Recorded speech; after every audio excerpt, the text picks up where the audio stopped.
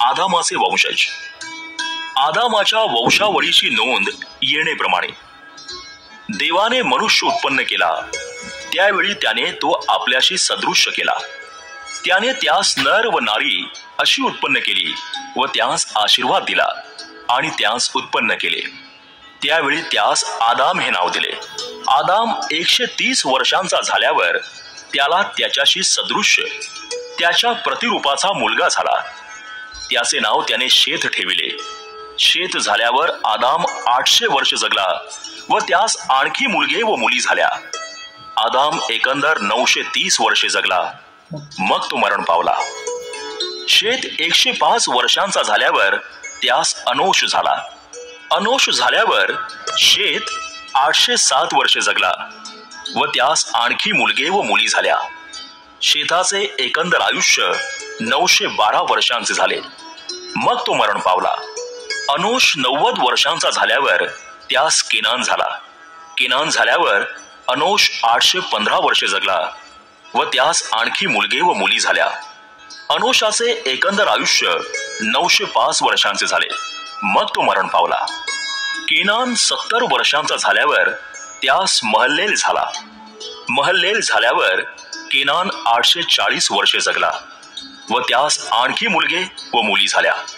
केनानाचे एकंदर आयुष्य 910 वर्षांचे झाले, मग तो मरण पावला. महल्लेल 65 वर्षांचा झाल्यावर त्यास यारेद झाला.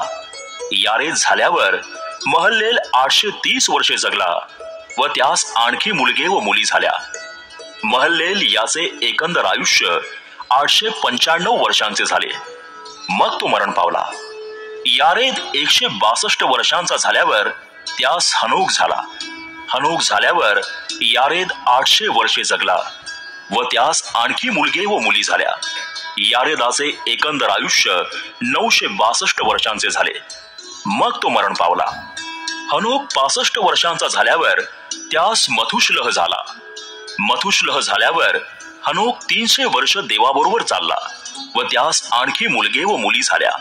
हनोकाचे एकंदर आयुष्य 365 वर्षांचे झाले. हनोक देवाबरोबर चालला, त्यानंतर तो नव्हता, कारण देवाने त्याला नेले. मथुशलह 187 वर्षांचा झाल्यावर त्यास लामेक झाला. लामेक झाल्यावर मथुशलह 782 वर्षे जगला व त्यास आणखी मुलगे व मुली झाल्या. मथुशलहाचे एकंदर आयुष्य 969 वर्षांचे झाले, मग तो मरण पावला. लामेक 182 वर्षांचा झाल्यावर त्यास मुलगा झाला. त्याचे नाव त्याने नोहा असे ठेवले. तो म्हणाला, जी भूमी परमेश्वराने शापिली तिच्या संबंधाचे आमचे काम व आमच्या हातचे कष्ट याविषयी हा आमचे सांत्वन करील. नोहा झाल्यावर लामेक 595 वर्षे जगला व त्यास आणखी मुलगे व मुली झाल्या. लामेकाचे एकंदर आयुष्य 777 वर्षांचे झाले, मग तो मरण पावला.